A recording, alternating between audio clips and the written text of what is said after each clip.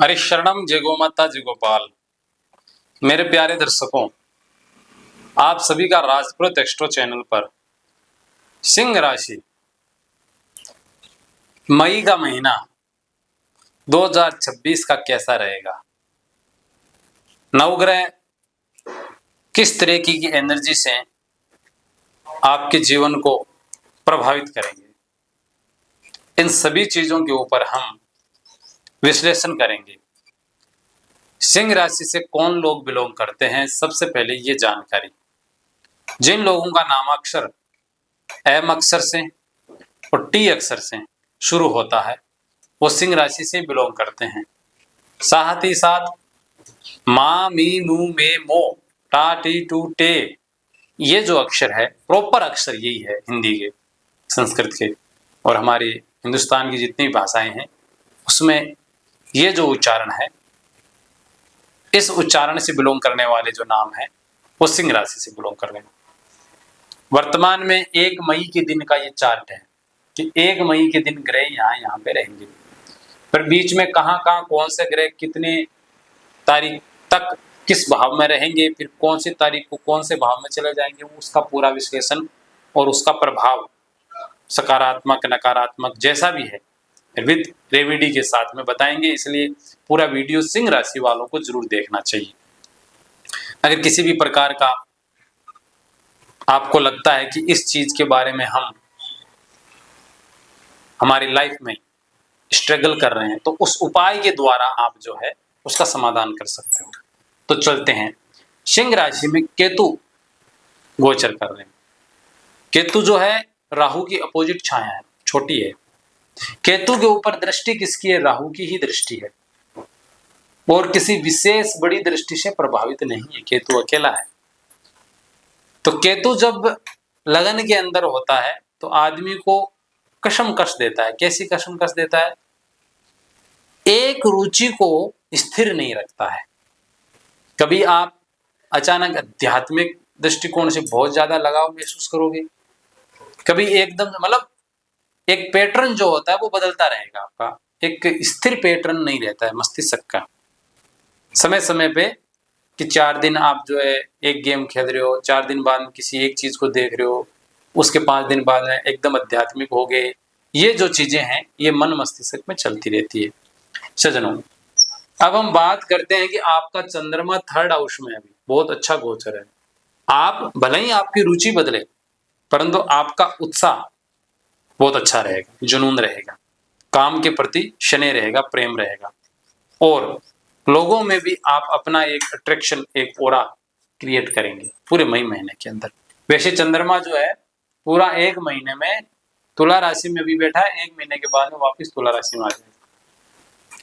चंद्रमा की जो दैनिक गति है वो काफी स्पीड से चलती है। एक दिन में लगभग चंद्रमा एक नक्षत्र 13 डिग्री के आसपास चल लेते हैं, कभी 12 डिग्री कभी 13 डिग्री। इसी कारण थोड़ा स्पीड में कम ज्यादा होती है, इसलिए तिथियां ऊपर नीचे हो जाती है। सज्जनों, राहु आपका पार्टनर भाव में, पत्नी के साथ में तालमेल रखना अच्छी बात, मतलब आपके लिए सबसे ज्यादा अगर कोई चैलेंज है इस मई महीने में तो पत्नी के साथ रिश्ता अच्छा रखने की, उनके स्वास्थ्य से रिलेटेड चीजों का भी ध्यान रखना है। बड़े व्यापारिक प्रतिष्ठानों में छोटी मोटी दिक्कतों का सामना इस कालखंड में मई में करना पड़ सकता है, परंतु हानि नहीं है, दिक्कतें हैं। ये दोनों चीजें अलग अलग तरीके से आपको देखनी, नुकसान नहीं है, समस्या आ रही है, समस्याओं में आपको थोड़ा जूझना पड़ेगा, उसके बाद वापस चीजें स्थिर हो जाएगी, पर समस्याएं आएंगी। पार्टनर जो बड़े काम है, इंडस्ट्रियल पीवीटी लिमिटेड जो कंपनियां हैं, ऐसे लोगों में भी नई पॉलिसी बनाना, नई चीजों को रूल आउट करना, तो उसमें संघर्ष होता है। चीजों को जब हम अप्लाई करते हैं धरातल के ऊपर, जमीन के ऊपर किसी भी काम में, तो उसमें होता है। दूसरा, खान पान का विशेष ध्यान रखना, पॉइजन हो सकता है। कोई भी चीज खाते हो उसको पहला चेक करें, बिना धोए कोई फ्रूट न खाए, कोई चीज नहीं खाए मार्केट की, क्योंकि ये 10th हाउस जो है ये अच्छे खान पान का भी होता है, वहां राहु बैठा है, अर्थात खान पान की एलर्जी आपको हो सकती है। सज्जनों, बात करते हैं हम शनि की। शनि की ढैया का प्रभाव तो है, शनि जब अष्टम भाव में, वो भी आपकी कुंडली के अंदर सप्तम भाव और छठे भाव का मालिक होकर के, तो थोड़े से रिश्तों में क्लेश तो आएगा। कौन से रिश्ते प्रभावित होंगे? एक तो ननियाल पक्ष के रिश्ते, मामा मामी नाना नानी वो रिश्ते, एक आपकी धर्मपत्नी सालियां, ये जो रिश्ते थोड़े से कसम कस वाले मई महीने में अगर आपको नजर आए तो कोई चौंकने की आवश्यकता नहीं है, उसको विवेकपूर्ण तरीके से हैंडल करने की आवश्यकता है। पत्नी की स्वास्थ्य का भी थोड़ा ध्यान रखना है। पत्नी से यहाँ एक चीज, राहु ये पत्नी है, ये फिक्स डिपॉजिट है, शनि बैठा, पत्नी के पैसे खर्च आवश्यक हो तो ही करें, अन्यथा आर्थिक चीजें ही जो है झगड़े की बुनियाद मई महीने में बन सकती है। सज्जनों, शनि की अष्टम दृष्टि जो है कहाँ है? तीसरी दृष्टि कहाँ है? शुक्र के ऊपर है। शुक्र उनका मित्र है, परंतु अष्टम भाव में पीड़ित होकर देख रहा है। तो अपने वर्कर्स के ऊपर जो है आंख बंद करके विश्वास नहीं करना है। विश्वास मतलब ट्रस्ट करना है, पर तो वो आपके ट्रस्ट के ऊपर खरे उतरे ये जरूरी नहीं। अगर आपके मशीनरी से रिलेटेड जितने भी काम है, कोई भी धंधा कर रहे हो उसमें मशीनरी तो लगती है, आजकल टेक्निकल चीजें लगती है, तो उन चीजों का रख रखाव और सर्विस टाइम टू टाइम करवाएं। ठीक है, आपके जो वर्कर्स हैं उनको प्रॉपर हैंडल करें ताकि आपके कामों का परिणाम आए। ठीक है ना। शनि की 7वीं दृष्टि कहाँ है? सेकंड हाउस पे। कुटुंब परिवार में शनि रखना आपके लिए बहुत जरूरी है। आंख कान का भी ध्यान रखना है, वाणी में संयम रखना है। किसी से भी किसी भी तरीके से आप मिलते हो, बातचीत होती है, तो अपने वाणी को मधुर बना के रखना आपके लिए अच्छा रहेगा। और 10वीं दृष्टि का है, तो यहाँ हो गया 9 10 भाग्य भाव के पंचम भाव के ऊपर, धनु राशि के ऊपर, और मीन राशि में बैठ के गुरु की राशि को शनि देख रहे हैं। तो यहाँ पे आपके बच्चों को और आपके बीच में भी थोड़ा, बच्चों के स्वभाव के कारण से कह लो या आपके स्वभाव के कारण से कह लो, तालमेल बनाने की आवश्यकता है। सज्जनों, मंगल आपकी कुंडली में 10 मई तक मीन राशि में, 10 मई के बाद में मेष राशि में आ जाएंगे। जब तक मंगल अष्टम भाव में है और शनि के साथ युति कर रहे हैं, तो गाड़ी व्हीकल इत्यादि चलाते समय ध्यान रखना है। अनजान लोगों के साथ में रिश्तों को बनाने में थोड़ा सा विचार पूर्वक बनाना है। फिर मंगल जो है अपनी स्वराशि में आ जाएगा, चौथे भाव का और भाग्य भाव का मालिक होकर के जब स्वराशि में आएंगे 10 मई को, तो आपका भाग्य में ग्रोथ होगा। प्रॉपर्टी से रिलेटेड काम आपके बनेंगे, जमीन जायदाद के काम बनेंगे, नया मकान बना सकते हैं आप। खेती बाड़ी के कामों में, पशुपालन के क्षेत्र में, चाहे आप घोड़े का काम कर रहे हैं, बकरियां पाल रखी है, ऊंट पाल रखे हैं, भैंस पाल रखी है, ऐसे जो पालन है, पशुपालन का काम जो है, कोई मधुमक्खी पालन करता है, और भी कई तरीके के जो पशुओं से रिलेटेड जो काम है, उन कामों में आपको प्रॉफिट मिलेगा। मंगल देगा, 10 मई के बाद मिलेगा, भाग्य भाव में बैठ करके अपनी स्वराशि का जाके करें। मूल त्रिकोण की राशि भी है, इसलिए मंगल जो है 10 मई के बाद में आपको अच्छा प्रॉफिट करेगा, जो जो चीजें मैंने आपको बताई है। सज्जनों, बुध महाराज 14 मई तक मेष राशि में है, उसके बाद में चले जाएंगे 15 मई को वृषभ राशि में। तो 14 मई तक सूर्य का और बुध आदित्य योग बना है, पर कहां बना है? 9th हाउस में बना है। गोचर सिद्धांत के अनुसार ये जो रिश्ते हैं, मतलब आपकी बहन, आपके पिता, राजा के बीच में, मैनेजर के बीच में, मैनेजमेंट के कामों में थोड़ा सा, मतलब एक माइंड पे प्रेशर रहेगा काम करने का, मतलब ओवरलोड की वजह से थोड़ा हेडेक जैसी शिकायत हो सकती है। मतलब परेशान होंगे, हार्ड वर्किंग होगी, काम का लोड बढ़ेगा।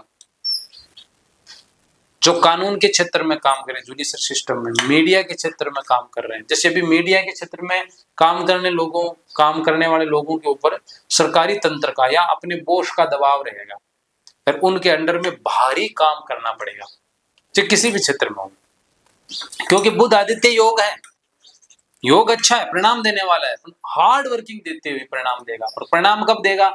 जैसे ही सूर्य और बुध दोनों ही वृषभ राशि में आ जाएंगे, सूर्य 15 मई को आ जाएंगे, ये 14 मई को आ जाएंगे। तो 14 मई के बाद का जो बुध आदित्य योग रहेगा वो ज्यादा परिणाम देने वाला होगा, कर्म काम में रिजल्ट देने वाला होगा, सरकारी योग भी बनाएगा। इस दौरान जो है जब वृषभ राशि में सूर्य और बुध दोनों आ जाएंगे, तब जो पीछे की जो मेहनत है वो रंग लेके आएगी। परिणाम जो है 14 मई के बाद में विशेष तौर पे सिंह राशि वालों को सरकारी क्षेत्र में मिलेगा। कोई भी टेंडर काम आपने भर रखे हैं सरकारी क्षेत्र में, विशेष करके ये जो आप देख रहे हैं आजकल सोलर वाला प्लांट जिन लोगों के चल रहा है उसमें विशेष सहयोग मिलेगा। किसी भी प्रकार का आप एनजीओ चला रहे हैं, सरकार के साथ कंसल्टेंसी का काम आप कर रहे हैं, उसमें भी विशेष लाभ 14 मई के बाद में आर्थिक रूप से आपको लाभ मिलेगा। वेलफेयर की चीजें आप चला रहे हैं, जिसे अर्ध सरकारी संगठन कहते हैं, सरकार और समाज सेवा से जुड़े हुए लोग मिलकर काम करते हैं, उनका परिणाम 14 मई के बाद नजर आएगा। ठीक है। शुक्र आपका 11th हाउस में जाएगा 14 और 15 मई की बीच में, मतलब 14 मई की रात्रि को शुक्र जो है मिथुन राशि में प्रवेश कर जाएगा। परंतु 14 तक जो है आपके कामों में विशेष इंटरफेयर माताओं बहनों का रहेगा। अगर आप ऑफिस में है तो महिलाएं ज्यादा इन्वॉल्व रहेगी, परिणाम कम और खर्चा ज्यादा होगा। लग्जरी चीजें आप बेवजह, मतलब जो काम में नहीं आने वाली चीजों भी आपके पास आएगी और आपको पैसा देना पड़ेगा। समझ रहे हो आप? अनयूजुअल चीजें जो है आपके पास आएगी, वो भी विशेष करके फीमेल की तरफ से। इस चीज का आपको कोई भी चीज खरीदते हैं या ऐसा कोई काम आ जाएगा फीमेल की तरफ से जो रिटर्न में कुछ नहीं देगा पर काम आएगा और वो काम हमको करना पड़ेगा। परंतु 14 मई के बाद में जो है शुक्र चला जाएगा आपका 11th हाउस में, फिर परिणाम एकदम से शुक्र जो, वैसे शुक्र जो ये जो क्या होता है ना, कोई भी काम में पहला इन्वेस्टमेंट होता है फिर रिटर्न आता है। शुक्र या स्वराशि का है, लाभ तो देगा पर स्टार्टिंग में मेहनत देगा। और 14 मई के बाद में जैसे ही शुक्र अपने मित्र बुध की राशि में जाएगा, 11th हाउस का गोचर बहुत शानदार है, एकदम से आपको ग्रोथ होगा। आर्ट के क्षेत्र में, कला के क्षेत्र में, सिंगिंग के क्षेत्र में, अभिनय के क्षेत्र में, कंसल्टेंसी के काम करने वाले लोगों के क्षेत्र में, fancy beauty parlour, boutique items जो है उस क्षेत्र में विशेष लाभ आपको देखने को मिलेगा। सज्जनों, गुरु का गोचर बहुत अच्छा है, परंतु गुरु यहाँ वेद हो गया है अष्टम भाव में मंगल और शनि से। गुरु चाह रहा है कि मैं खुद प्रॉफिट दूं, परंतु वेद होने से जितना आशीर्वाद गुरु का मिलना चाहिए था उसका थोड़ा सा कम प्रभाव जो है सकारात्मक नजर आएगा। नकारात्मक बिल्कुल नहीं है, फिर भी गुरु की दृष्टियां जो है वो सकारात्मक दृष्टियां देगी। गुरु की 7वीं दृष्टि कहाँ है? आपके पुत्रों पे, आपकी शिक्षा पे, आपके एजुकेशन भाव के ऊपर। स्वयं अगर आप इस क्षेत्र में लगे हुए हैं, शिक्षा के क्षेत्र में, इंजीनियरिंग क्षेत्र में, नवीनीकरण शोध क्षेत्रों में अगर आप काम कर रहे हैं, ऐसे क्षेत्रों में विशेष तरक्की गुरु करवाएगा, क्योंकि 11th हाउस का गुरु जो बहुत अच्छा होता है। अर्निंग भी आएगी आगे जाके इन चीजों से, और आपके बच्चे भी राइट ट्रैक पे होंगे। जहां पे शनि ने अपनी 10वीं दृष्टि देके अपने बच्चों के साथ में तालमेल कम किया है, वहीं गुरु ने जो है उस तालमेल को बराबर कर दिया है। और इस दौरान जो है केतु राशि वालों को, सिंह राशि वालों को केतु बैठा है, स्वास्थ्य का थोड़ा ध्यान रखना है। गर्भवती माताओं बहनों को आहार विहार में संयम रखना है। परंतु अगर मई महीने में डिलीवरी होती है तो जच्चा और बच्चा दोनों स्वस्थ रहेंगे और आपका बच्चा भाग्यशाली भी होगा, क्योंकि ग्रहों की पोजीशन काफी अच्छी है। समझ रहे हो? गुरु की 5वीं दृष्टि कहाँ रहेगी?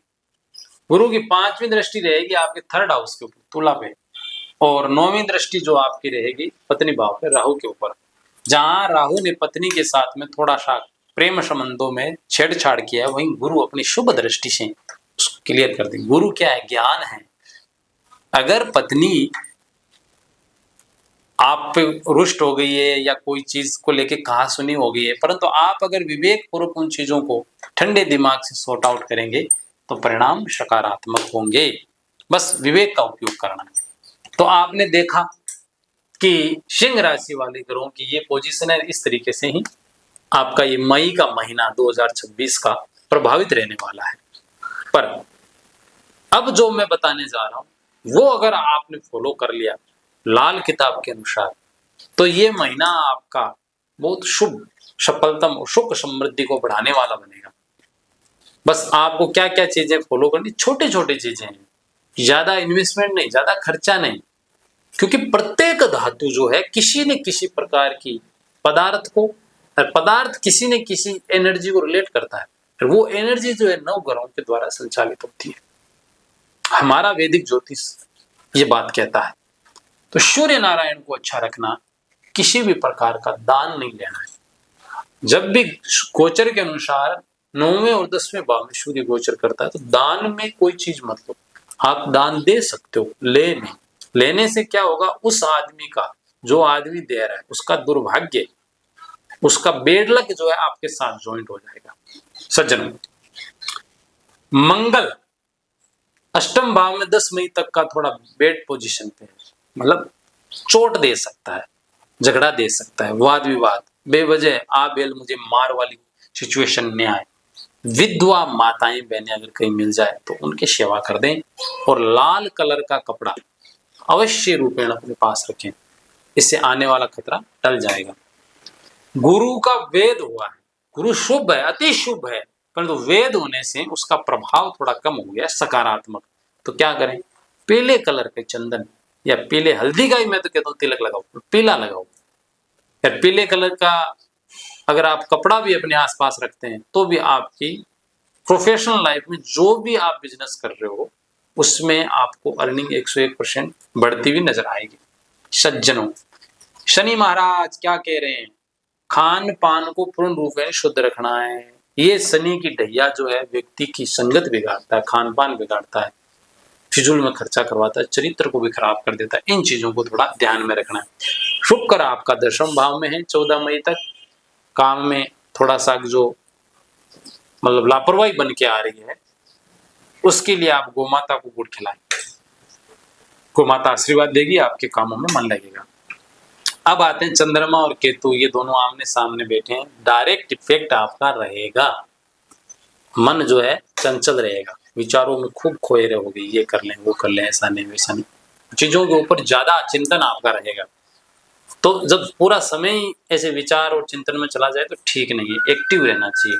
चांदी की वस्तु आपको धारण रखनी है, जिससे मन चिंतन आपका शांत रहेगा, और आध्यात्मिक नेचर जितना ज्यादा रखोगे उतना अधिक ये मई का महीना सिंह राशि वालों के लिए सफलतम महीने के रूप में रहेगा। प्रिय बंधुओं, लाल किताब और वैदिक ज्योतिष को ज्वाइंट करके ये प्रेडिक्शन हमने तैयार की है आप लोगों के लिए, परंतु आवश्यक नहीं है कि आपके जीवन में ये सारी चीजें एग्जैक्टली इफेक्ट जैसा हमने कहा वैसा ही रहा, क्योंकि आपका जन्म दिनांक अलग है, ग्रहों की पोजीशन अलग है, दशाएं अंतर्दशाएं अलग है।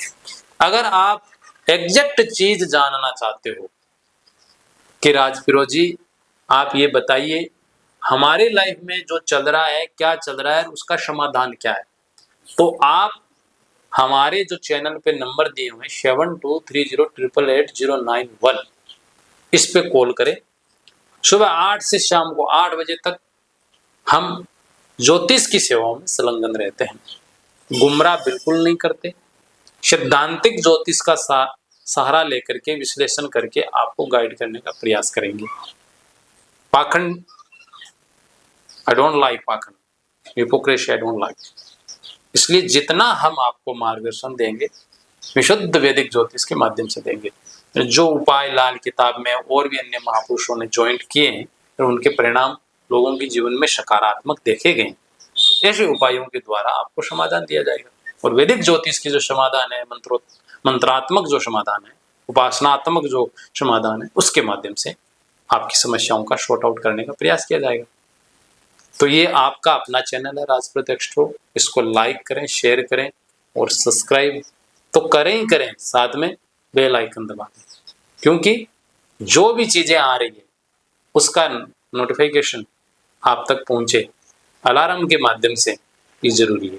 हरिशरणम, जय गो माता, जय गोपाल।